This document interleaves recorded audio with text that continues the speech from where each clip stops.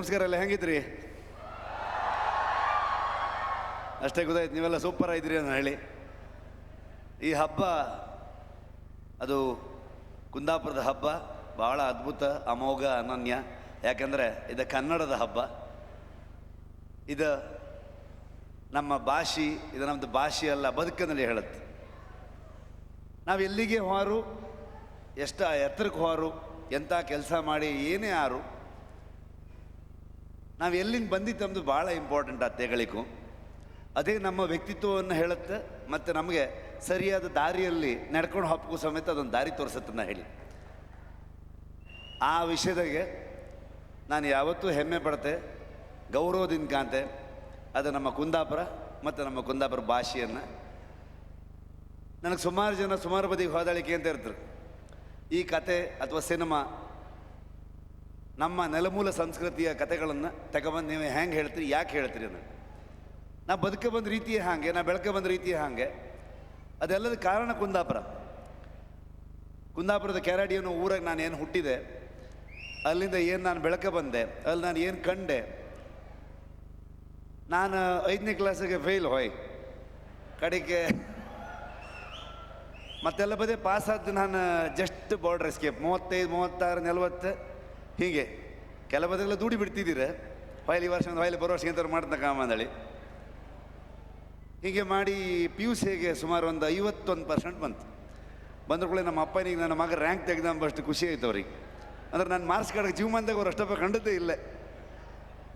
ಕಂಡ್ರು ಕೂಡಲೇ ನಮ್ಮನ್ನು ಅಲ್ಲಿಂದ ಪ್ಯಾಕ್ ಮಾಡ್ತಾರೆ. ನಾನು ಬಣ್ಣಗಲ್ಸ್ ಕಾಲೇಜಿಗೆಲ್ಲ ಹೊಡ್ಕೊಂಡೆಲ್ಲ ತಿರ್ತಿದ್ದೆ. ಇಲ್ಲೇ ಊರು ಬದಿಗೆ ಹಾಳ ಬೇಡ ಅಂದಳಿ.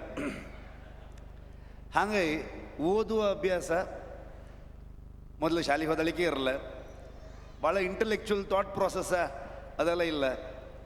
ಕಂಡದ್ದೆ ಅಂತ ಕೆಂಡದ್ದೆ ಅಂತ ಊರಿಗೆ ನನ್ನ ಕಣ್ಮುಂದೆ ನಾನು ನೋಡಿದಂಥದ್ದು ಇಂಥದ್ದನ್ನೇ ತಗೊಬಂದು. ಆದರೆ ಅದೆಲ್ಲದಕ್ಕೂ ಬೇಸ್ ನಮ್ಮ ಯಕ್ಷಗಾನ. ಓದ್ದೆ ನಮ್ಮ ಕತೆಗಳು ಹೆಂಗೆ ಗೊತ್ತಾಯ್ತು, ನಮ್ಮ ಪುರಾಣ ಹೆಂಗೆ ಗೊತ್ತಾಯ್ತು, ಮಹಾಭಾರತ, ರಾಮಾಯಣ ಇವೆಲ್ಲ ಹೆಂಗೆ ಗೊತ್ತಾಯ್ತು ಅಂದರೆ ನಾವು ಸಣ್ಣ ಮಕ್ಕಳಿಂದ ಭೀ ನಾವು ಕಂಡದ್ದೇ ಯಕ್ಷಗಾನದಾಗೆ ನಮ್ಗೆ ಈ ಎಲ್ಲ ಪುರಾಣಗಳು ಗೊತ್ತೈತಿ. ಹಾಗಾಗಿ ನಾನು ಮೊದಲು ಬಣ್ಣ ಹಚ್ಚೋದು ಕೂಡ ಅಲ್ಲಿ. ಅದನ್ನೀಗ ಹೇಳ್ರಿ, ಭಾಳ ಚಂದ ಮಾಡಿ ಎಡಿಟ್ ಮಾಡಿದ್ದೀರ. ಇದೇ ಆ್ಯಕ್ಚುಲಿ ಇವತ್ತವರೆಗೆ ಬಪ್ಪಿಗೆ ಕಾರಣ ಆದ. ಸುಮಾರು ಜನಕ್ಕೆ ಏನಂತಾರೆ ಅಂದರೆ ಈ ಸಕ್ಸಸ್ ಸಿಕ್ಕರ ಮೇಲೆ ಹೆಂಗೆ ಅನ್ಸತ್ತೆ ಮಾರೇ, ಹೆಂಗೆ ಅನ್ಸತ್ತೆ ಮಾರ್ರೆ, ನೆಕ್ಸ್ಟ್ ಎಂತ ಮಾಡೋದು ನೀವು ಅಷ್ಟೇ ಇರುತ್ತೆ ಅಷ್ಟೇ, ಮತ್ತೆಂತ ಅನ್ಸೋದಿಲ್ಲ ಅಂದೇಳಿ. ಈ ಯಶಸ್ಸು ಇದನ್ನೆಲ್ಲ ಹೆಂಗೆ ಹ್ಯಾಂಡಲ್ ಮಾಡ್ಕೊಳ್ಳಿ ಕೆಲವ್ರಿಗೆ ಅಂತಾರೆ.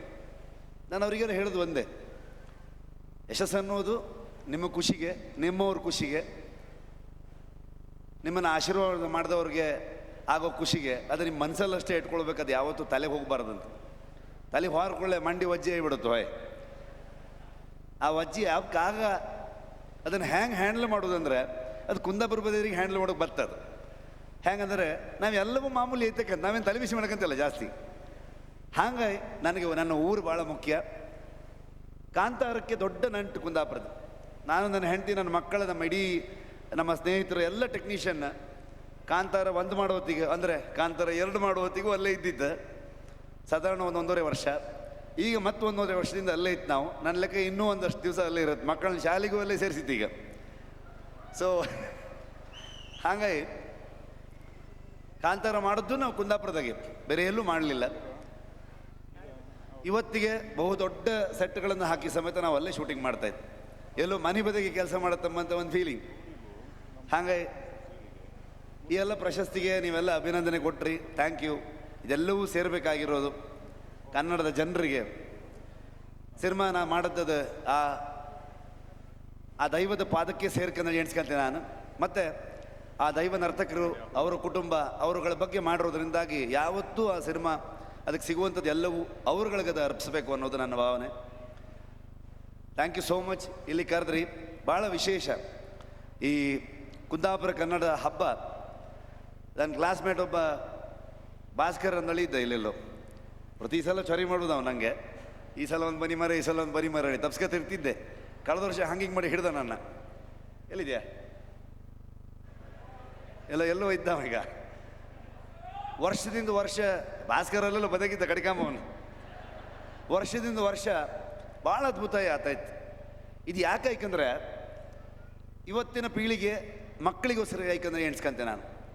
ನಮ್ಮ ಕುಂದಾಪುರ ಭಾಷೆ ಬದುಕು ಇದೆಲ್ಲ ಗೊತ್ತಾಯ್ಕಿದ್ರೆ ಈ ಥರ ಸಂಭ್ರಮದಲ್ಲಿ ಈ ಥರದಲ್ಲಿ ಆಚರಣೆಗಳು ಮಾಡಿ ನಮ್ಮ ಕಲ್ಚರ್ ಅಂದರೆ ಎಂತ, ನಮ್ಮ ಭಾಷೆಯ ಮಹತ್ವ ಎಂತ, ಮೊದಲಿನ ನಮ್ಮ ಹಿರಿಯರಲ್ಲಿ ಎಂತೆಲ್ಲ ಮಾಡ್ಕೊ ಬಂದಿರ ಭಾಳ ಅದ್ಭುತ ಅಂತ ಹೇಳ್ರೆ. ಇಲ್ಲಿ ನಮಗೀಗ ದೀಪ ಬೆಳಗು ಹೊತ್ತಿಗೆ ಕೆಳಬದಿಗೆ ತುಳಸಿ ಕಟ್ಟಿತ್ತು, ಬಂದ್ರ ಕೂಡಲೇ ದೀಪ ಎಲ್ಲಿ ಮೇಲೆ ಹತ್ತಿತ್ತು, ಭಾಳ ಹುಮ್ಮಸ್ಸಾಗೆ ಮಸ್ತ್ ಬತ್ತಿ ಹಾಕಿ ಬೆಚ್ಚಿದ್ವು ಮಕ್ಕಳು. ಸ್ವಲ್ಪ ಇಲ್ಲರ ಹೊಯ್ ಸಮಯ ಎಣ್ಣೆ ಹಾಕಿದ್ದು ಸುಮಾರು ತೊರಿಗೆ ಹಿಡಿಲ್ಲ ಅದು ಹಚ್ದಾಕಂತ ನಾನು ರವಿ ಕೇಳಿ ಹೇಳಿದೆ ಅಲ್ಲ ಹೊಯ್ ಕೆಳಬದಿಗೆ ತುಳಸಿ ಕಟ್ಟಿತ್ತೆ ಗೋವಿಂದ ಹಾಕ್ಬೇಕಂಡೆ 8 ನಿಮಿಷ ಇಲ್ಲ ಕೆಳಗಿದ್ದರು ಗೋವಿಂದ ಹಾಕ್ರವ್ರು.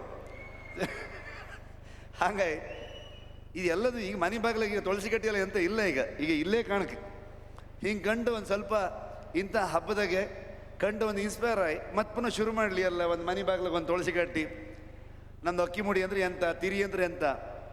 ನನಗೆ ಪ್ರತಿ ಸಲ ಒಂದು ಹುಚ್ಚು, ಪ್ರತಿ ಸಿನಿಮಾದಲ್ಲಿ ನನ್ನ ಸಾಂಗ್ ಹಂಗೆ ಅಥವಾ ಒಂದು ಸಿನಿಮಾದಾಗ ಯಾವ್ದಾದ್ರು ಒಂದು ಸೀಕ್ವೆನ್ಸ್ ಹಂಗೆ ಒಂದು ಊರು ಬದಿ ಕತೆ ಇದ್ದರೆ ಏನಾದ್ರು ಮಾಡಿ ಒಂದು ತಿರಿ ಕಟ್ಟೋದಲ್ಲಿ ಅಲ್ಲೊಂದು ಅಕ್ಕಿ ಮುಡಿ ತಗೋಬಾರ್ದ, ಒಂದು ಮೀನು ಹಿಡೋದು, ಒಂದು ನೊಟ್ಟಿ ಮಾಡೋದು, ಹೂಟಿ ಮಾಡೋದು, ಇದೆಲ್ಲದನ್ನು ತೋರಿಸೋದಕ್ಕೊಂದು ಭಾಳ ಒಂದು ಹುಚ್ಚು. ಅದಕ್ಕೆ ಪ್ರತಿ ಫಿಲ್ಮಾಗ ಅದನ್ನು ಟ್ರೈ ಮಾಡ್ತಾ ಇರುತ್ತೆ. ಈ ಸಲ ಅದು ಸ್ವಲ್ಪ ಜಾಸ್ತಿ ಸಿಕ್ಕಿತ್ತು ಅವಕಾಶ. ಸೊ ಇನ್ನು ಮುಂದೆ ಎಷ್ಟೆಷ್ಟು ಆಗ್ತದೆ ಅದನ್ನು ಮಾಡ್ತಾ ಹೊತ್ತು. Thank you so much. ನಿಮ್ಮೆಲ್ಲರ ಆಶೀರ್ವಾದ ಇರಲಿ. ಫಂಕ್ಷನಿಗೆಲ್ಲ ಹೊತ್ತಿಲ್ಲ, ಸುಮಾರು ಟೈಮ್ ಆಯ್ತು, ಸಮಾರಂಭಕ್ಕೆ ಸಿಕ್ಕುದಿಲ್ಲ ಅಂದರೆ ಹೇಳ್ತಿದ್ದೀರಾಗ ಇಲ್ಲ ಅಂತಕ್ಕಂದ್ರೆ ಹೇಳ್ರೆ ಕೆಲಸ ಮಾಡ್ಕಿದ್ದೆ. ಕೆಲಸ ಮಾಡಿ ಅಲ್ಲಿ ನಿಮಗೆ ಖುಷಿ ಆರೆ, ನಿಮಗೆ ಹೆಮ್ಮೆ ಪಡಿಸ್ರೆ ಅದಕ್ಕಿಂತ ದೊಡ್ಡ ಕಾರ್ಯಕ್ರಮ ಇನ್ಯಾವುದು ಬಪ್ಪದು ಬೇಡ ಅನ್ನೋದು ನನ್ನ ಅಭಿಪ್ರಾಯ ಅಷ್ಟೇ. ಆದರೆ ಈಗ ಹೆಂಗೆ ಸಿಗ್ತದೆ ಹೇಳ್ರೆ, ಒಂದು ಸಿನಿಮಾ ಪ್ರೊಡ್ಯೂಸ್ ಮಾಡಿದೆ ಲಾಫಿಂಗ್ ಬುದ್ಧ ಅಂದಳಿ, ಅದಕ್ಕೆ ನಮ್ಮ ಪ್ರಮೋದ್ ಶೆಟ್ರ್ ಹೀರೋ, ಅವ್ರನ್ನ ಹಳತಿನ ಕಾಲಕ್ಕೆ ಒಂದು ಹೀರೋ ಮಾಡಿಸಿದ್ದೀಗ. ಉಗ್ರ ಹೋರಾಟಗಾರ ಅವ್ರ ಹೋರಾಟ ಮುಂದುವರೆದಿದ್ದು ಈ ಸಲ. ಈ 30ನೇ ತಾರೀಕಿಗೆ ಅದು ರಿಲೀಸ್. ಆ ಪ್ರಯುಕ್ತ ಬಂದೆ, 30ಕ್ಕೆ ರಿಲೀಸ್ ಆಗ್ತೈತಿ. ಎಲ್ಲ ಥಿಯೇಟ್ರ್ ಬಂದು ಪಿಕ್ಚರ್ ಕಾಣಿ. ಆ ತಂಡಕ್ಕೂ ನಿಮ್ಮೆಲ್ಲರ ಆಶೀರ್ವಾದ ಇರಲಿ. ನಾಳೆ ಮೋಸ್ಟ್ಲಿ ರಾಜ್ ಶೆಟ್ರ್ ಬಗ್ಗೆ. ಸೊ ನಮ್ಮೆಲ್ಲ ತಂಡದವರಿಗೆ, ನಮ್ಮ ರವಿಗೆ, ಪ್ರತಿಯೊಬ್ಬರಿಗೂ, ಪ್ರತಿಯೊಂದು ಕಲಾವಿದರಿಗೆ, ಆಗಲೇ ನಮ್ಮ ಬಂಧುಗಳಿಗೆ ಸುಮಾರು ನಮ್ಮ ತಂಡದವರು ಒಂದು ಪರ್ಫಾರ್ಮ್ ಮಾಡ್ತಿದ್ರು, ಹಾಡನ್ನು ಹಾಡ್ತಾ ಇದ್ದರು. ಭಾಳ ಅದ್ಭುತ ಕಲಾವಿದರುಗಳವರು. ಅವರೆಲ್ಲರಿಗೂ, ಎಲ್ಲ ಭಾಗದ ಕಲಾವಿದರುಗಳಿಗೆ ನಿಮ್ಮ ಆಶೀರ್ವಾದ ಇರಲಿ. Thank you so much. ಪದೇ ಪದೇ ನಾನು ಈ ಕಾರ್ಯಕ್ರಮ ಬಪ್ಪಂಗಾಯಲಿ ಇನ್ನೂ ಹೆಚ್ಚೆಚ್ಚು. ಲಾಸ್ಟ್ ಟೈಮ್ ನಾನು ಹೇಳಿದೆ, ಪ್ರಮೋದ್ ಶೆಟ್ಟಿ ಜೋರಾಗಿ ಹೇಳಿದ್ದೆ, ಬರುವ ವರ್ಷ ನೀವು ಪ್ಯಾಲೇಸ್ ಗ್ರೌಂಡಾಗಿ ಮಾಡ್ಕೊಂಬಾರ್ರಿ ಅಂದೇಳಿ.